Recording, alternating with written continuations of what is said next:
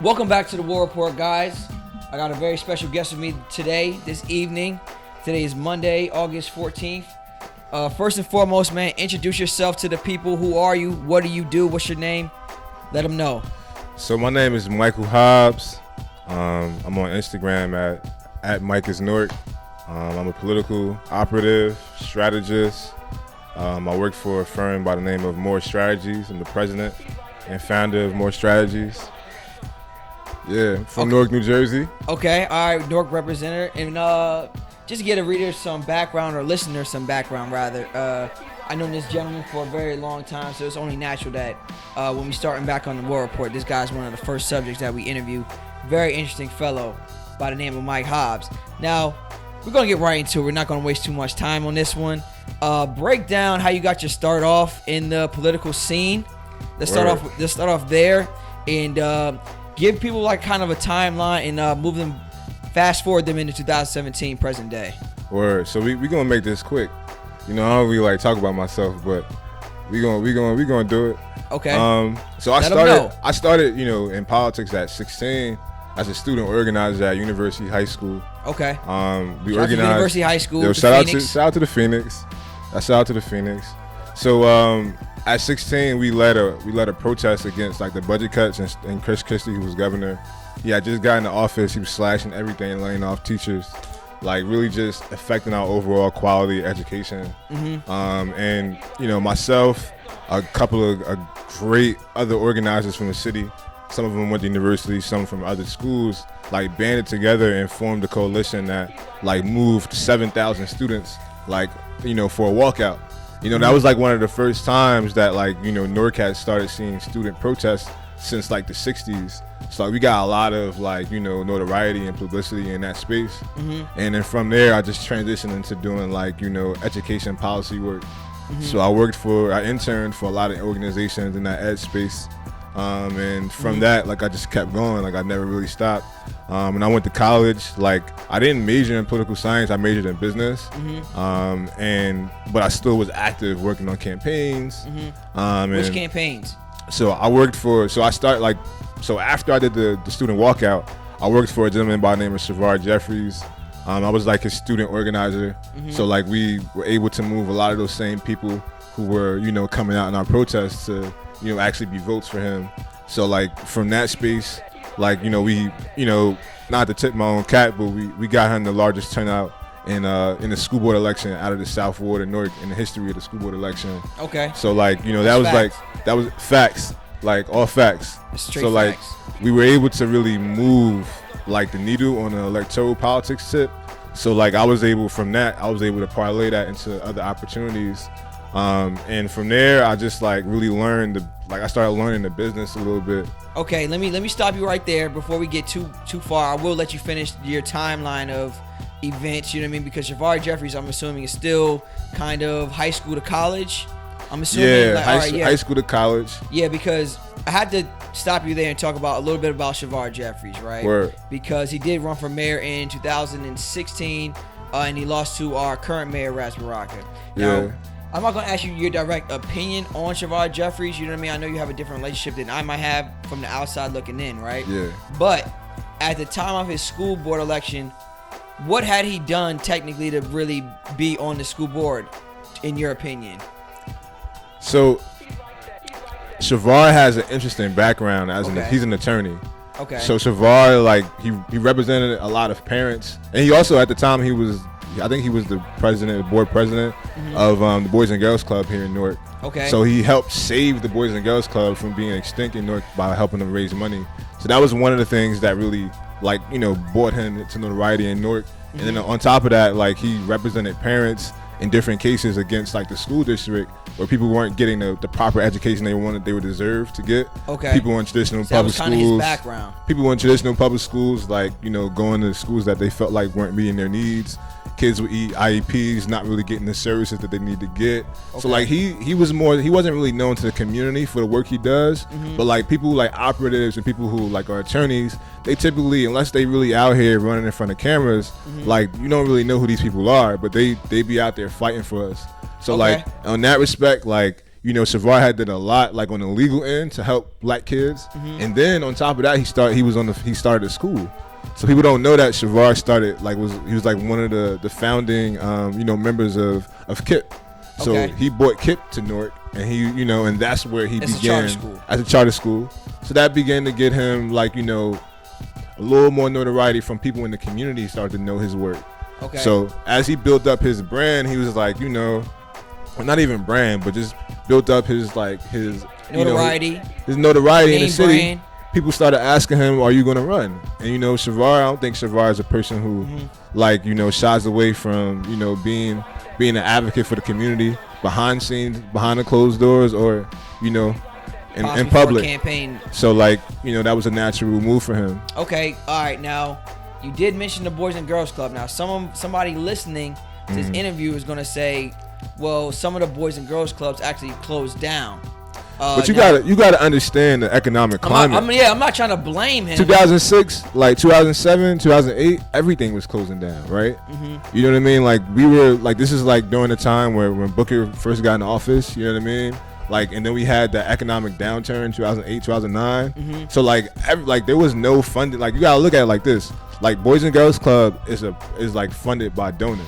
Yeah. Right. When the economic climate goes down and it affects people's businesses. Like the people who donate to those things and they have businesses, they're not donating anymore because they try and take care of their families. Okay, well, I'm glad you're able to clear that up because a lot of people listening, they're not really going to grasp the fact that the Boys and Girls Club is donor based and donor run. You know what I mean? As far as how they do their financials, right?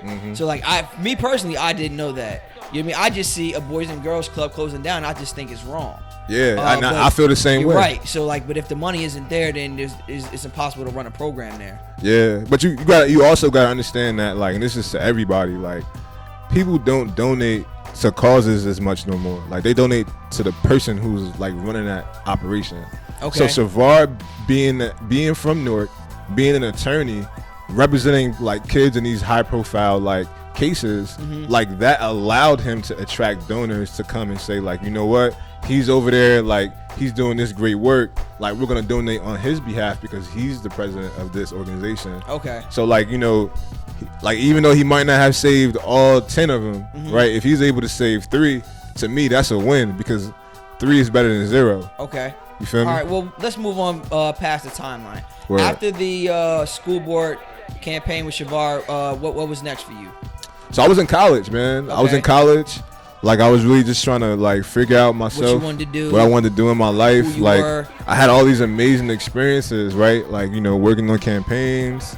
During that time, Ron Rice ran for Congress. And I was able to do some work on his campaign, too. Okay. So, like, you know, just, you know, in between all of that, like, I'm, like, you know, and a lot of people don't know this, but, like, I wasn't the greatest academic student in high school. Like, I really wasn't somebody who was really, like, you know, interested in books. I wasn't an academia guy. Like, I was very intelligent. I was always able to do the work, but my motivation was different. You know what I mean? Like, I was that just wasn't my interest. So like, I didn't have the opportunities like that I should have like prepared myself for to go to these prestigious universities. So like, my confidence was a little shot, you know, at that time. So I'm in college, but I'm like, just kind of like not really going through the motions. I'll put it like this, like, you know. I just got back from New Orleans for the National Association of Black Journalism Conference. Yeah. I wasn't the same guy in college. In college, I was so naive that I thought that the fact that I was at this like prestigious university would be enough. Yeah. You know what I mean? And it's just not the case. You know what I mean? But now at 25, you know what I mean? I've traveled enough to know how to network with these people nowadays, where I feel a lot more comfortable in myself and who I am as a person, that I can have a conversation with somebody that I even looked up to just all my life. You know what I mean? So, you know, like whoever's listening out there, don't feel ashamed if you don't know what you want to do when you're 21 or 22 years old. It takes a little while, and it takes a lot of experiences that you have to go through to figure out, this is who I am and this is where I'm going to go. You know what I mean? So, all right, now get back to your story. Now, coming out of college now, or like, let's speed it up a little bit, right? Okay. What was it that kind of, you know what I mean, made you figure out like, nah, this is my lane and this is what I want to do, and I'm sticking with it?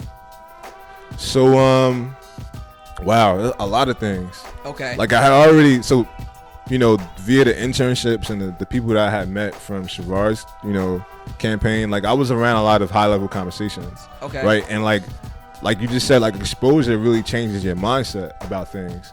So like when I came out of college, like when I was getting ready to come out of college, I had interned for Frank Lautenberg. I had interned for like some education nonprofits, and I got to work directly with leaders.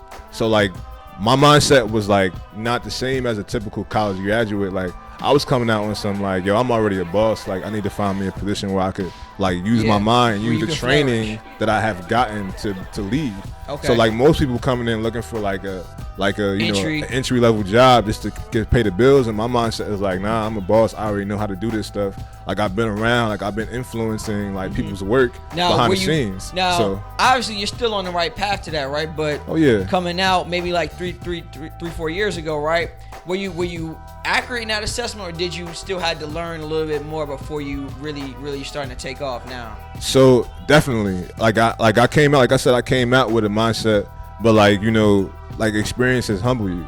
Okay. You know what I mean? So like I came out with that mindset, but I also so my first job out of college, I worked for an organization by the name of BAYO, the Black Alliance for Educational Options. So it's still in the education policy realm, right?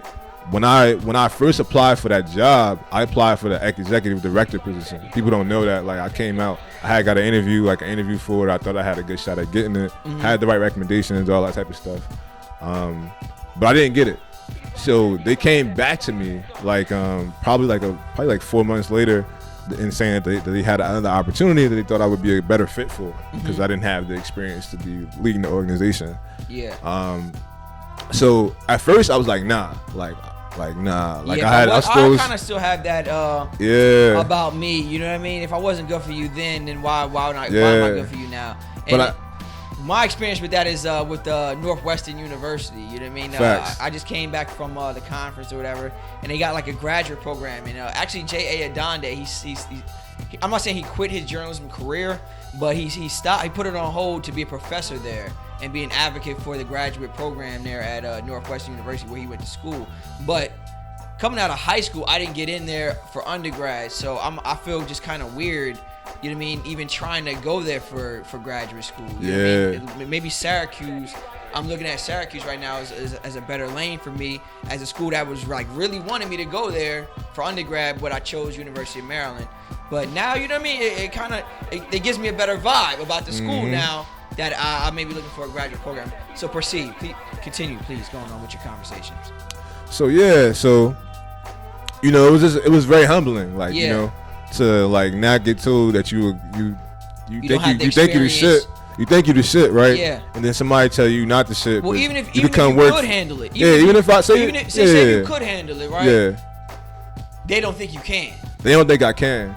And then when I got, so fast forward, I took the job. Yeah. I took the job. I'm working there. Like I'm learning some new things, meeting some new people. Like I'm getting the opportunity to do some higher level work as well as some of my own responsibilities. And eventually I just didn't feel like it was the right space for me. Like I really still had that drive to be a boss and to like really run my own thing. So like I really kind of began to feel like I was like, I was only using like 20% of my ability. So I kind of just like started falling back, and I had a great, mentor that, a couple of great mentors who I had in my ear at the time, who were just telling me, just stick around. But eventually, like, I had to, like, make my own decision, and I decided to leave. So once I left, like, it was around the same time Bernie was, like, getting ready to announce. So I immediately was just like... Now, before you get into Bernie, right? Yeah. I have another just quick tidbit question, because I understand that you also spent some time at Newark BCDC. Now, it was BAYO after that opportunity or before? So BAYO... So, all right, so... I did 4.5 years in college. Like the half year, like was because I just had a minor I wanted to finish up in sociology. Yeah. But like I was able to intern that summer, like at BCDC. Yeah. And I thought that I was parlaying that opportunity into a job with BCDC. Yeah. While they were transitioning. But I didn't actually. So I worked hard that whole summer, like really bust my ass, and I made some, created some great contacts. Delivered on some great projects, ideas, and that I really felt like could influence the direction of like the economic agenda for the city. But it just wasn't a good. I think with all the transitioning and everything, like, I kind of just got a little lost in the sauce. Okay. Like, they were bringing in new executive directors. Like, the guy I was interning for was replaced and somebody else came in, and it was just like a lot of moving parts.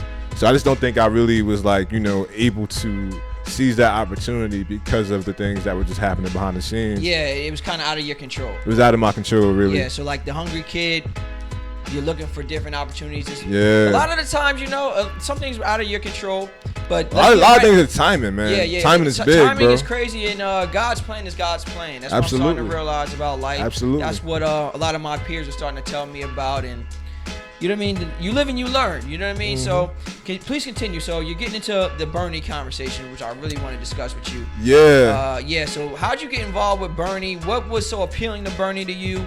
And just explain how that all played out for you. Now, this is kind of gearing towards more into present day within the past year and a half, 2 years of your experience in your life. So, like, break down how you got involved with Bernie and what was so appealing about his campaign. So with Bernie, it was just that, he was speaking from social justice issues. He was talking about a lot of the things that really excited young people around the Occupy movement. So, like, his rhetoric, his policies, like, really identified with me, and then, like, identified with a lot of young people around the country. And I looked at it as an opportunity. Like, when I just started looking at, like, where I really wanted my career to go, like, I really didn't, I could never see myself working at a desk job. Like, I really, like, after, the whole BCDC experience, like, I understood that I could flourish in that type of position, being 9 to 5, where I actually gotta, like, report to somebody. I could do that, like, if I really wanted to. But, like, ultimately, like, I'm a creative, and, like, I feel that being in a position where I'm not behind a desk, like, best suits my skill set. Absolutely. So, like, the Bernie opportunity, I was just like, what, like, ain't nobody in New Jersey. Like, we already knew Hillary was running. Yeah. And, like, if you understand politics, you understand that, like, relationships are key. Like, I knew Bernie didn't have the relationships here in New Jersey to really move people the same way. And I felt like because of the work I had been doing, like, in the space, it was perfect for you. Like, it was a perfect opportunity for me to just see some stuff from some outsiders. So, like, how campaigns work is when they come to your state, like, they typically, if they don't have, like, strong relationships, they just send folks. So, like, I was here. They send for folks, you mean? They send folks. Like, if they don't have. They send folks. So, like, on a national campaign, like, you'll have, like, operatives that come from other states to come and work in that state for the time for that election. All right, I understand. But, like, I'm from here. I've been in this space. Like, you know how to navigate. I know the landscape better than anybody who could ever come out here, right? So I'm like, I'm not about to just let them eat, like, you know what I mean, and have the whole opportunity. So I just kind of just, like, on some, like, grassroots gutter stuff, I just took the opportunity from them. Okay. Like, I already had my team, like, you know what I mean? So, like, I was just like, yo, like, I don't know who you got running this, but they not running it no more. So I just kind of just took it over. Okay. And we ended up doing some great things. We had a huge rally with Larry Ham, a great, historical figure in the city of Newark. Shout out to Larry Ham. Shout out to Larry Ham with People's Organization for Progress. Like, they really held it down. People's Organization for Progress. People's Organization for Progress. If y'all got some extra money, definitely donate. Like, Larry Ham is all about the business, man. He about the business and he about the people. That's the first thing. He's about that action. Shout out to Larry Ham. Yeah, shout out to Larry Ham. He's about the people, man. Just working with them to, like, really just, start moving some needles around Essex County specifically for Bernie. Like, we did a lot of stuff. We had a couple of events. And then, like, question. Well, not to stop you, but how did that parlay into the Newark for Bernie event, which was another huge success? So that's one. Yeah, that's where you were headed to. That's right? where I'm headed. Yeah. So essentially, like, we were out. We had our team out, and then, like, the primary was June 6th. So June 6th, in political terms, like, the weekend before, or sometimes even the week before, like, an election, it's called GOTV, which means get out the vote. Yeah. So, like, get out the vote encompasses, like, sending people out to knock on doors, like sending out flyers, like having Just events, visibility events, like having rallies, all that type of stuff. Just people just standing there with a flyer or like a banner helps. Yep. Yeah. But the key thing, commercials, all that. So the key thing about this campaign was that like Bernie was still in it up into the primary. Like he was really, like, him and Hillary were really close. Absolutely. So like they had a lot of the campaign resources tied up in California because that's where most of the votes were. Yeah. So like they didn't have a lot of money to spend in New Jersey, and they didn't have people. I had people. Yeah. So like I was able to just like be like, yo, like I know y'all got this, y'all got y'all situation, but like I'm here, I'm hungry, and I'm just taking this opportunity. So like y'all just connect me with who I need to be connected with to make this happen. So we just did it real grassroots, bro. We spent our own money. Like we did a rally. We did 2 rallies. We did one in Jersey City. Shout out to Priscilla Ortiz from Jersey City, like a real thorough activist out there. Okay, shout out to him. It's a girl. Oh, shout out to Priscilla her. Ortiz. Sorry. Yeah, shout out to her. Like we did something in Jersey City, and then we did some stuff out here in Newark. And the Newark piece was big because like at that same day, like the Ironbound Community Corporation had a parade. So like this is how you know, like when you move in a certain way and God's aligning things for you. Yeah. Like shit just keeps getting bigger when you put your energy in it. So like I'm putting my energy into making this happen, not really having real time to connect with everybody, but like the day before we planned this big protest, like I find out about the Ironbound Community Corporation's River Day Parade. So they had all the organizations we have been reaching out to were already planned to be downtown during the same exact time we were going to have the protest. Yeah. So like we just ended up combining efforts. Yeah. And it made it a lot bigger of an event. And it was just like divine timing and everything. Yeah. So like we made a lot of noise, like getting, Bernie, because they were all Bernie. And the crazy thing is, not only were they having this Bernie event, supporters. they were Bernie supporters too. Yeah, okay. They were all the organizations that were progressive and really like, left leaning. So it was just like a perfect storm. And from that, like we were able to we hosted this, Newark for Bernie weekend. We had the rally. We had like a little phone banking / like, I don't even know what to call the event. Yeah. But it was like we had like artists come out and perform for Bernie. We had like activists coming out for speakers. Yeah. Shout out to Black Men for Bernie. Yeah. Black Men for Bernie is a national organization that like have been traveling the country to advocate for Bernie. A bunch of black brothers, all different political philosophies, but they were big and they had a large following. They drove all the way up from Virginia to come rock with us and help us with the event. Okay. And we had a great turnout, man. Okay. Like I'll ask you this, right? This is my next question for you now. Do you feel that Hillary Clinton stole the Democratic nominee from Bernie Sanders, or did she win it out fair and square? Because there were some states I think that Bernie had. It was in question, but the superdelegates stated they were still going to give their superdelegates to Hillary Clinton. What is your view on the Hillary versus Bernie 2016 Democratic national election? What's your opinion on that? Because that's pretty much the story right now. And I'm pretty sure Bernie's campaign is suing the DNC right now. So you got to speak on that right now. You be probably the illest voice to speak on that. You got to. What's your take? So I think that Bernie would have won the general election. I think he would have beaten Trump. He probably would have He probably would have washed the floor with Trump. But he lost in the primary. He lost New Jersey, and he didn't win enough votes in California to make it close. Okay. So at the end of the day, like Hillary was the person that the Democratic Party wanted. Like that's who won the nomination. So like, I mean, we can say whatever we want to say, like about how we feel like everything rolled out and how it played out, but ultimately Hillary was the person who won, and she lost the general election. Now we have Trump as the president. Like, I'm not gonna get caught up in the weeds about like my personal feelings about it because it's irrelevant. Like, you know what I mean? Well, I will ask you about this. Hillary Clinton did come to Newark during her campaign. I'm not sure if it was the. She had a rally. It was more presidential. We was outside opposition. We had all 40 of us was out there in our Bernie swag, like going against him. And it was a lot of tension in Philadelphia. So I went down to DNC. At the DNC. Yeah, right? it was crazy. What was that like? The DNC was an amazing experience. Like just like being around a lot of the top political figures like in the country, they all in Philly. Yeah. So like wherever you go, like you run into somebody that was like super duper connected.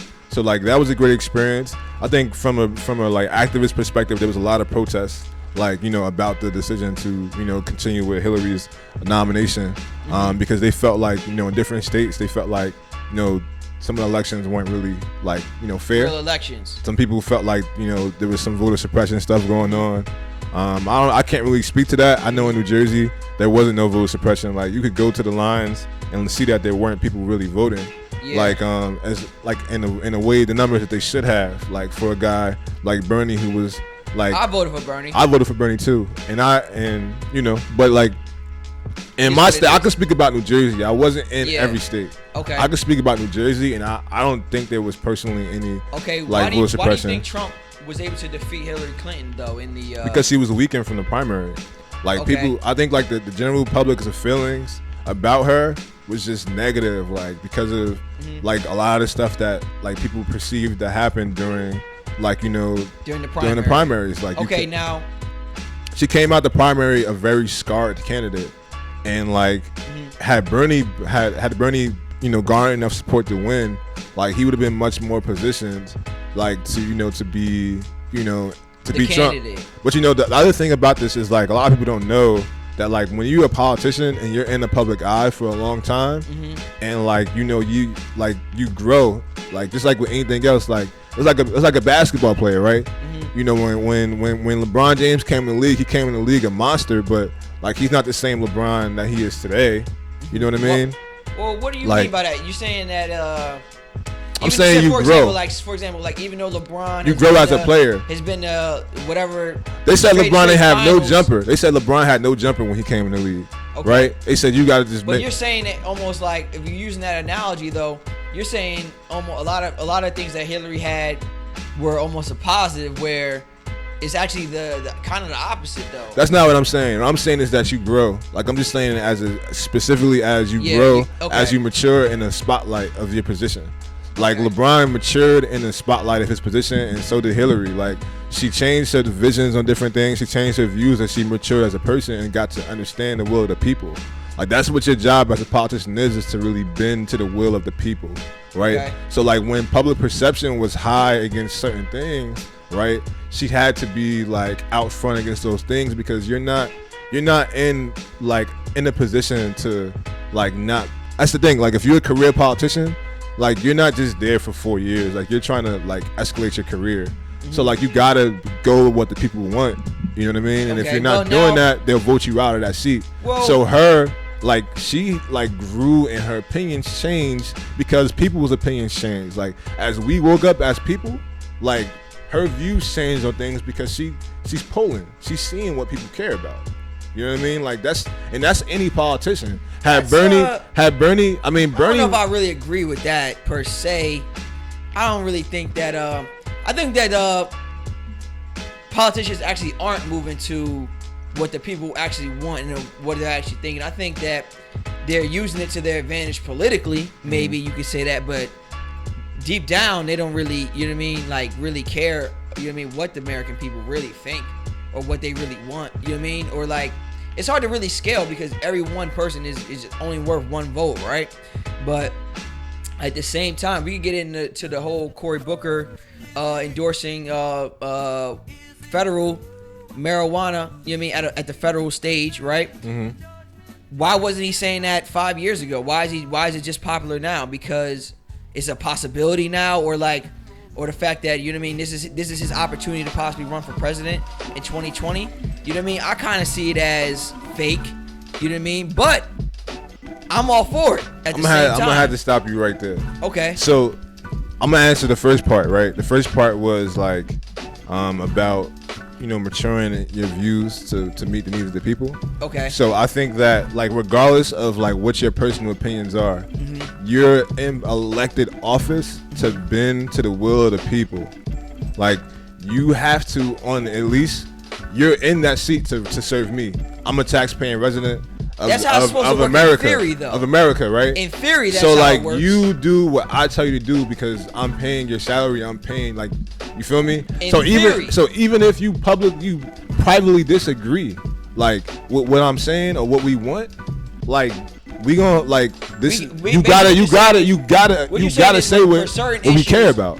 What you're saying is, it's the nature of the issues, beast.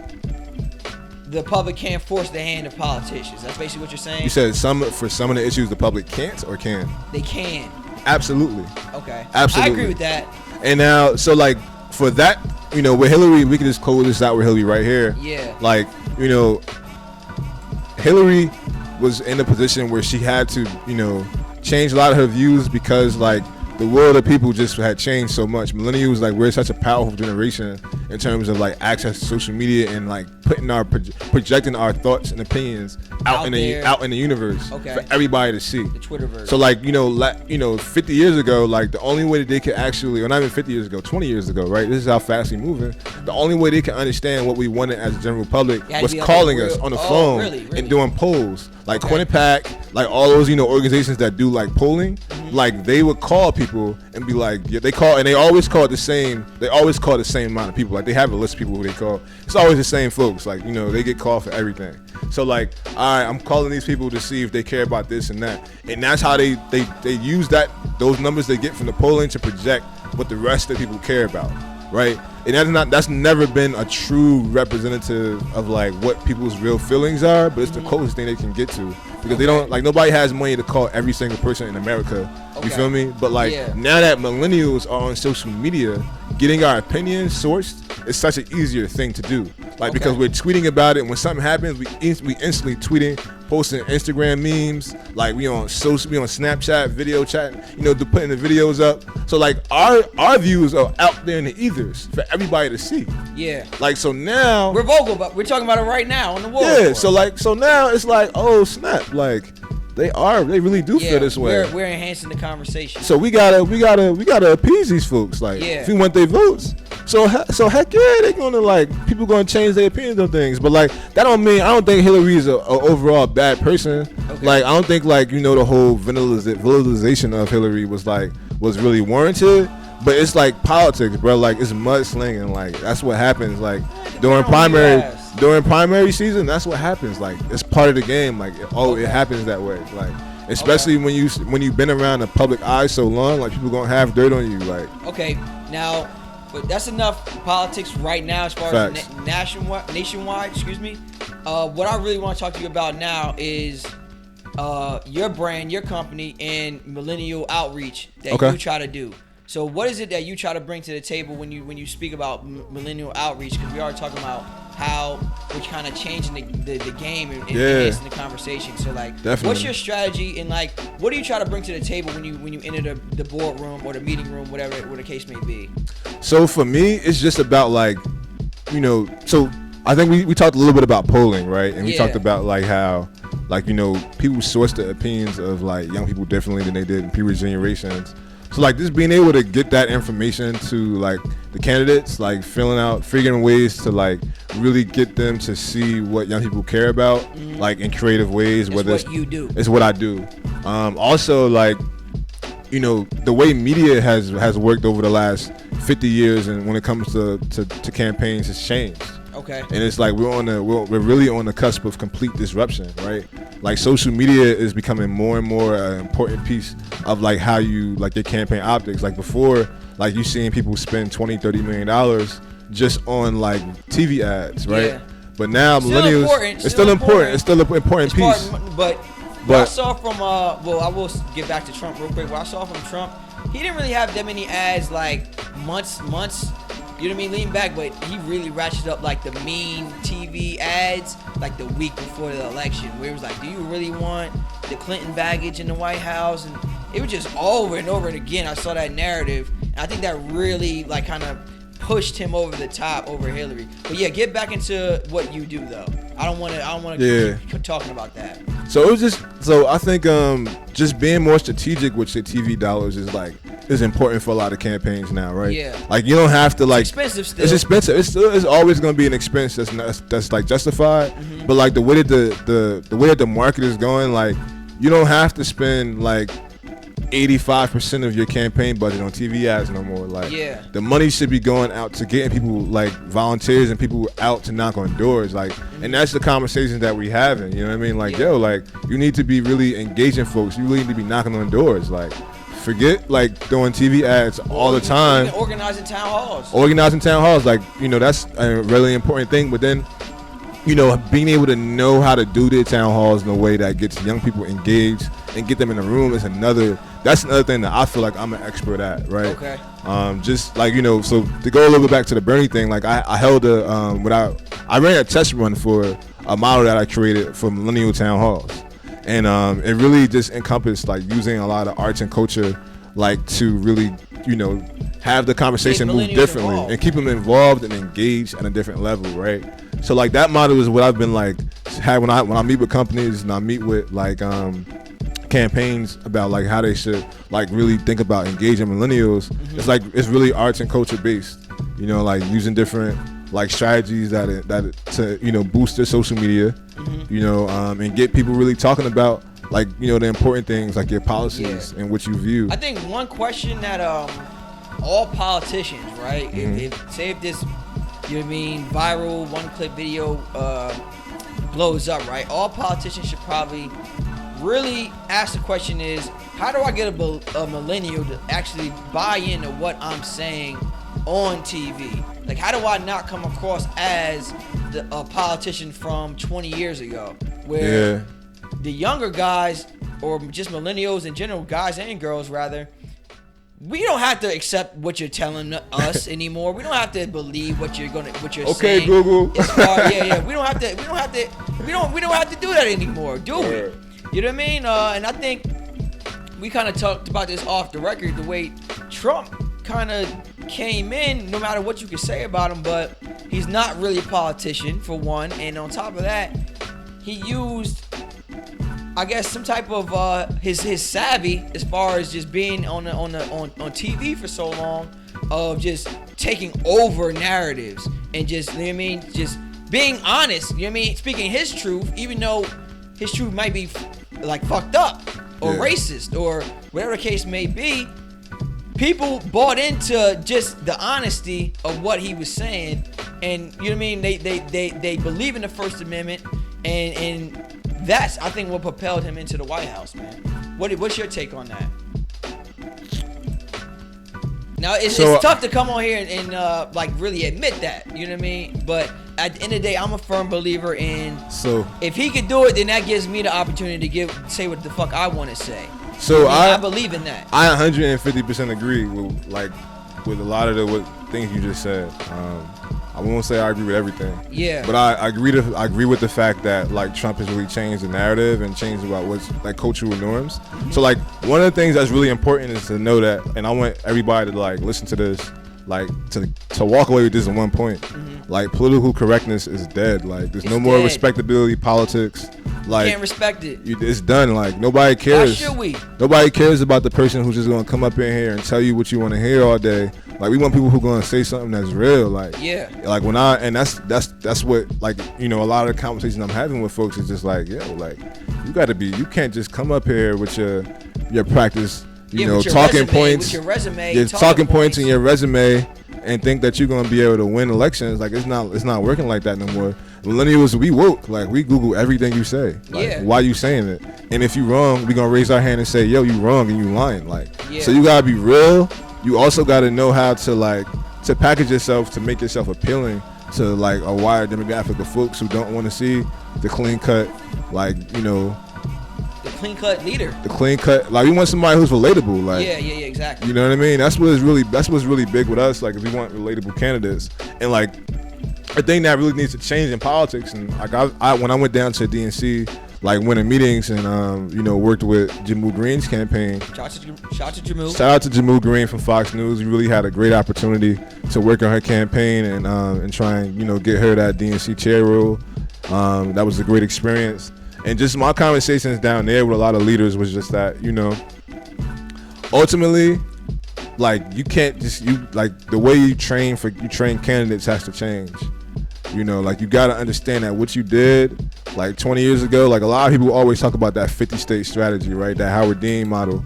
And like break it down for those really quickly who those don't know, because I don't, off the top of my head, I don't know what the Howard Dean strategy, 50 state strategy. So it was just just the ability to appeal to all 50 states. Yeah, exactly, and not just like focusing on like, you know, the states that you always win. Like having people in all those states that you mobilizing to really, you know, get the support you want.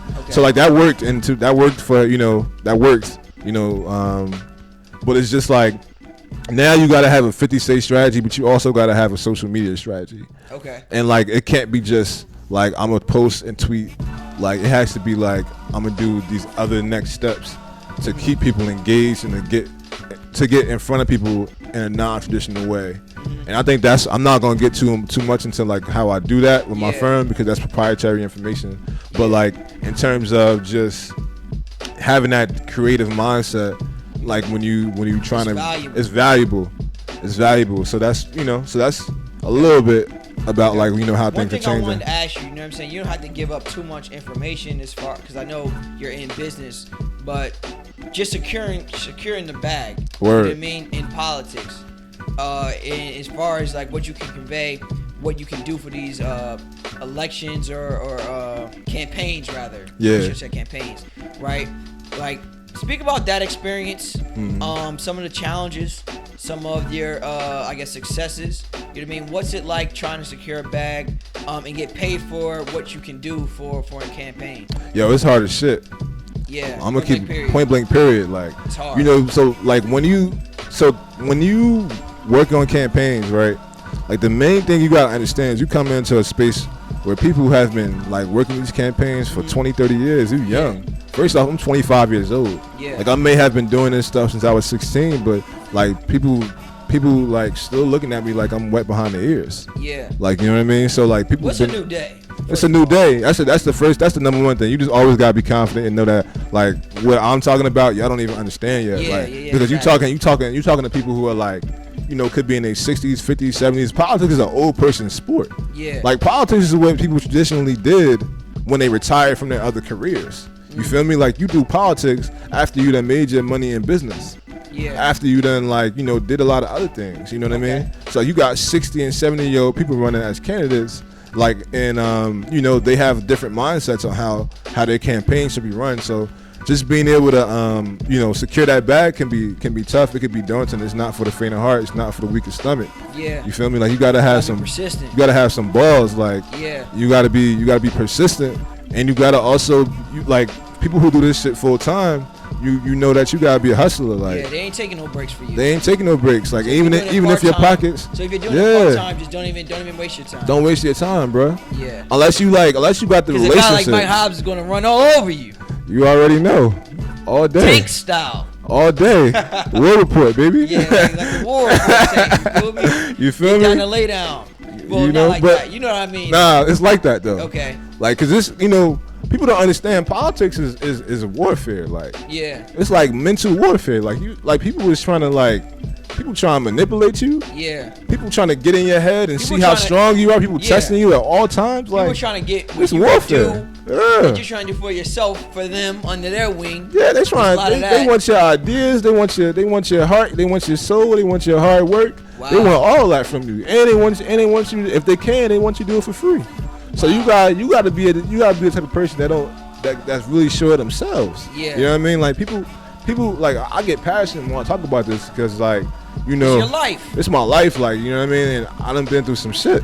Yeah. You know what I mean? In this space, like, so like, just you know, being mentally strong and solid in myself has been something that has kept me, you know, motivated to do this work. Like, because they will stomp your motivation and your desire to see change.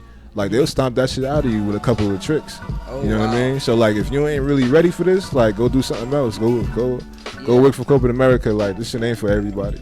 Okay, man. Really quickly, right? I don't want you to really break down your current role for the Phil Murphy campaign, but if you want to just, you know what I mean, say how long you've been working on it, what you've been up to with that. Speak on that a little bit, and then before you get out of here, I want to talk about your stance right now on the positioning for Newark's mayoral election in 2018. Facts. So speak about what you're doing with Phil Murphy right now, real quick. So I've been working with the Murphy camp since he first decided he wanted to run. I was on the ground, really, out here before a lot of people even knew who Phil Murphy was. People still don't really know who he is, right? Yeah. But the people in the political know, the political circles knew who he was, but they weren't confident that he could win because they had their own horses in the race. Okay. So I was a part of that team that really ran those other horses out the race. Yeah. You know what I mean? So I've been at this for over a year now. And we in the home stretch now, baby. We 90 days from a victory, okay. Less than 90 days from a victory, November 7th. So, all those that don't know, there's a governor's race. When? November 7th.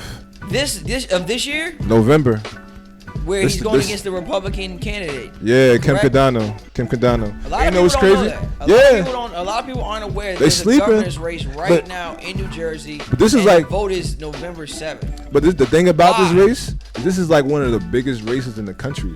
Okay. This is one of the only chances that the Democratic leadership is going to have a W and flip a Republican House to a Democratic House. Okay. There's only two governors races happening right now, the one in Virginia and the one here. Okay. So everybody's eyes is here. So this is a real high profile race, and it's a real opportunity to grow my firm and get my name out there as somebody not to be slept on, when it comes to engaging millennials. And that's what I've been doing. Do you feel like you could win a campaign anywhere now, or is your reach more stronger in New Jersey? Man, listen, I'm a strategist. Matter. It don't matter where I go. I'm a strategist and I'm an organizer by trade. I was raised as an organizer. I could go any place and be good. You know what I mean? I could go any place, any room, be comfortable and win. Okay. I'm that good. Yeah. You know what I mean? Okay. Now the mayoral election in 2018, we do know enough to say that, of course, Raz Barak, our current mayor, is going to run it for re-election. Yeah. He announced that officially. I don't know who's running against him though. Well, let's just say, hypothetically, it's Cheneyfield, right? The Central Ward councilwoman. Yeah.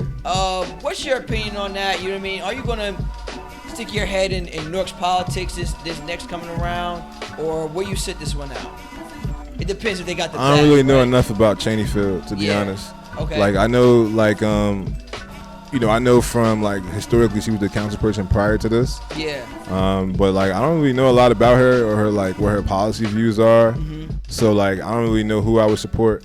I really appreciate the vision of the current mayor. Okay. And the things he's been trying to do to really create an equitable and sustainable city for all people. Okay. And I think right now the direction of the city, we in for a population boom. Okay. New Jersey's about to legalize marijuana. We ain't talk about that either. Yeah. But marijuana. We still got some time.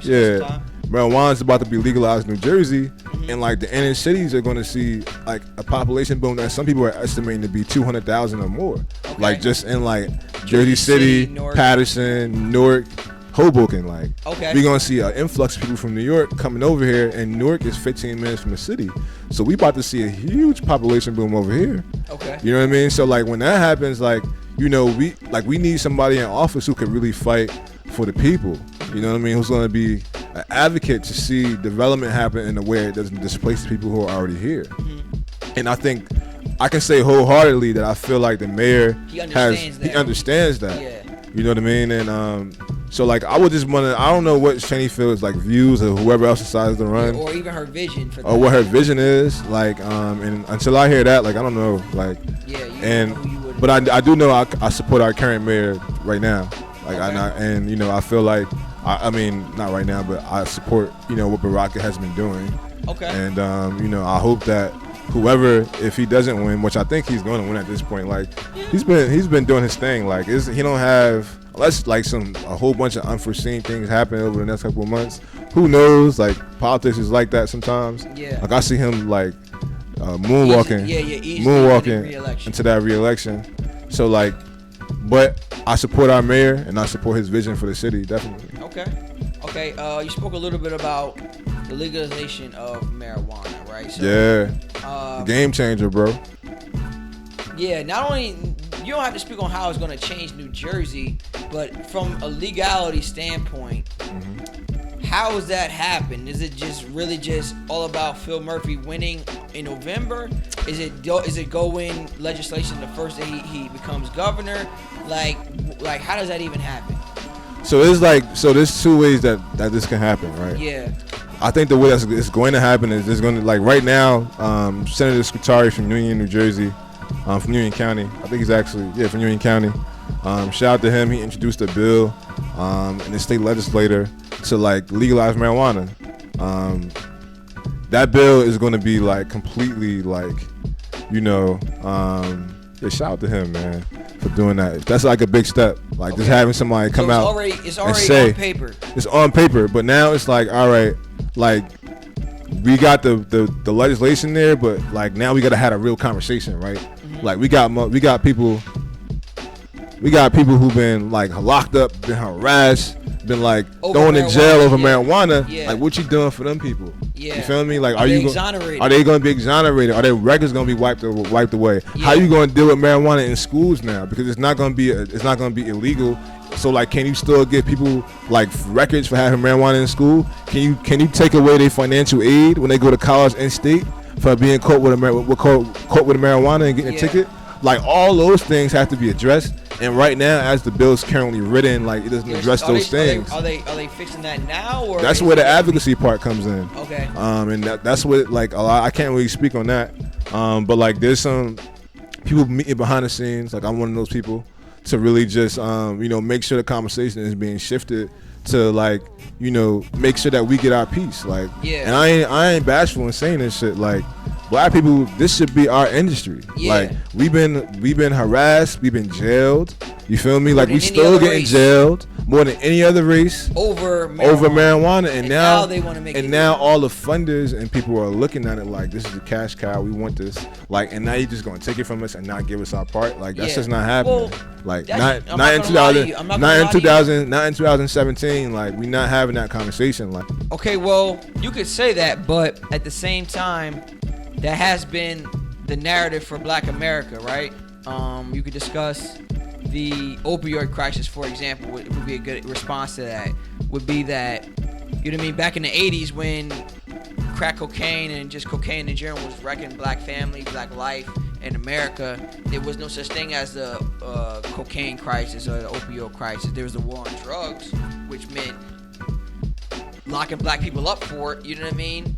Which really makes no sense. But at the same time, how do we reverse that engine on the marijuana discussion? So I think a lot of this, has happened. A lot of things has happened to black people in America, right? And I think the thing that really differentiates those times from these times is that black people got money now. You feel me? That's true. Like, back then, like, we were still establishing ourselves, like, as a financial class, like, of people. And we got the black middle class is that, I know people were saying, oh, there's no jobs, and there's no jobs, right? But entrepreneurship is real in America. Yeah. And that's always been the fabric of, economic opportunity in America is entrepreneurship. And we have so many different entrepreneurs who are, especially in entertainment industries, that are, like, really bringing up whole groups of people into a different tax bracket. And because of that, like, now we have a voice.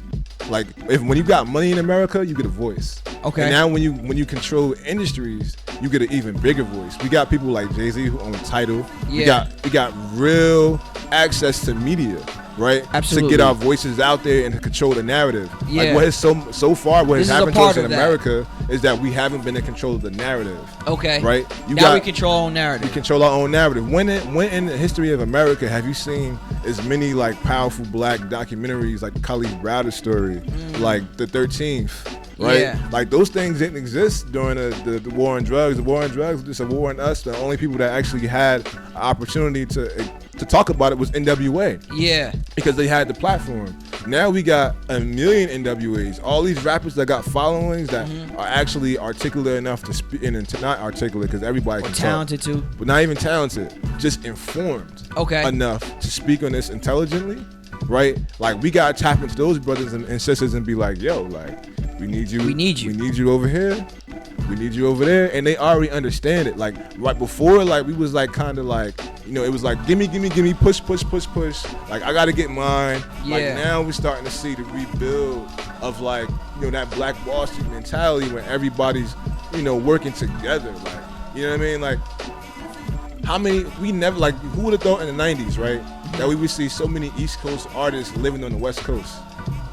You know what I mean? During that time, like when everything big was happening between, you know, who would think Bad Boy? Who would think Diddy would have a house in L.A. and be really stationed down in L.A.? Yeah, who would think Jay-Z would be able to live over in L.A. and Calabasas? Like, yeah, you know what I mean? Okay. So like, we're more together now than we ever have been. And then when you couple that into the fact that Obama's out of the White House, and like we don't have like, you know, that pacifier that keeps us like, you know, satisfied or feeling like we getting progress. Now that we got somebody who could completely be the enemy and we're okay with that in Trump. Yeah. Like now we gonna see it even more so. Like everybody's together, everybody's rocking together as a people. And that's gonna be what allows us to get what we need to get out of this industry.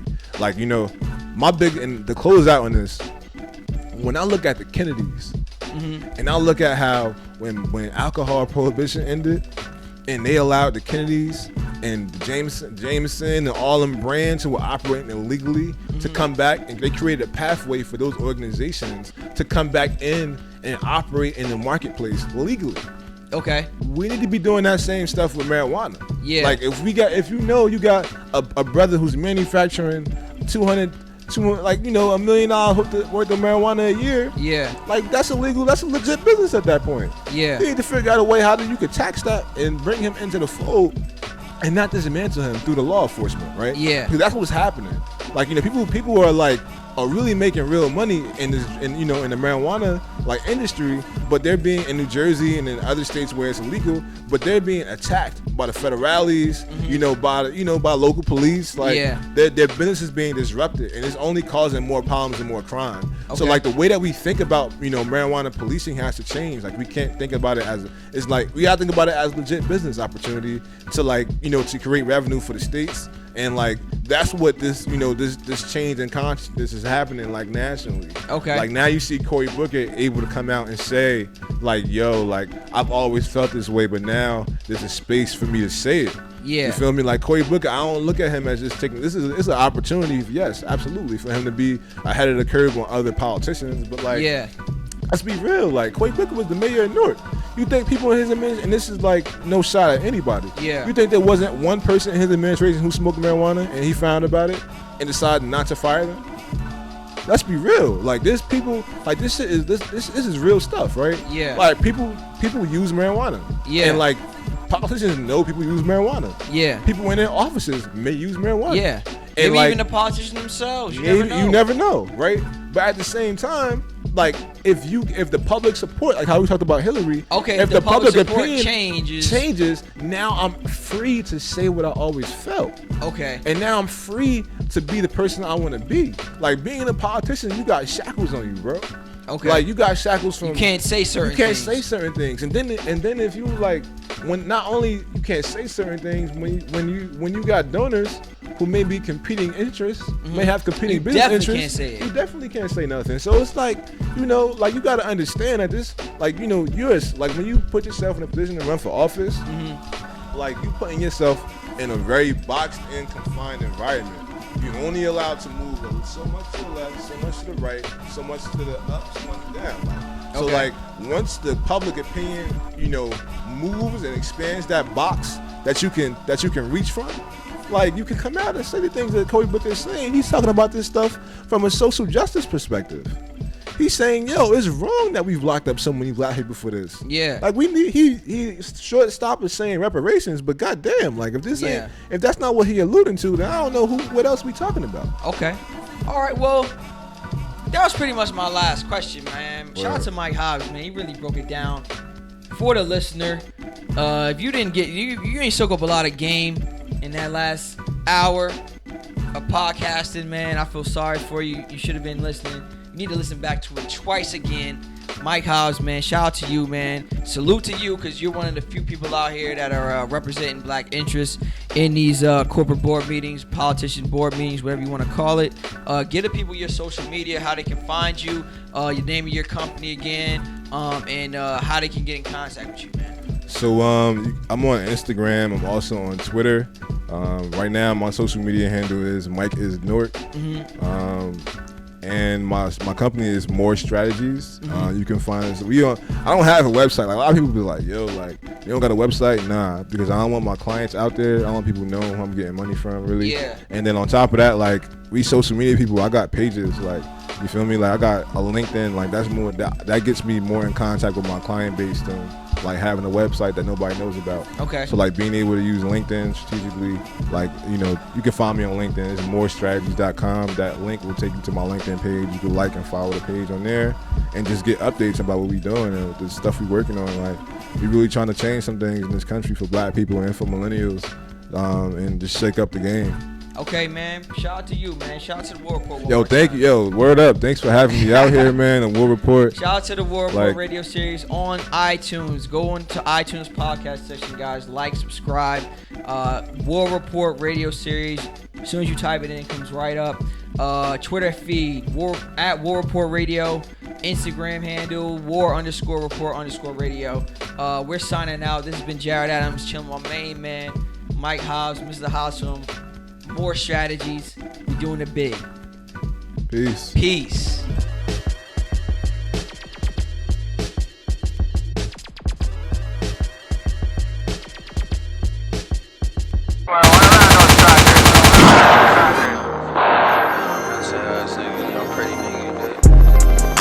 Shorty wanna ball with the team. Money sitting tall, y'all mean what? Shorty wanna kick it with the team. I got all this walk on me. Shorty wanna ball with the team. Money sitting tall, y'all mean what?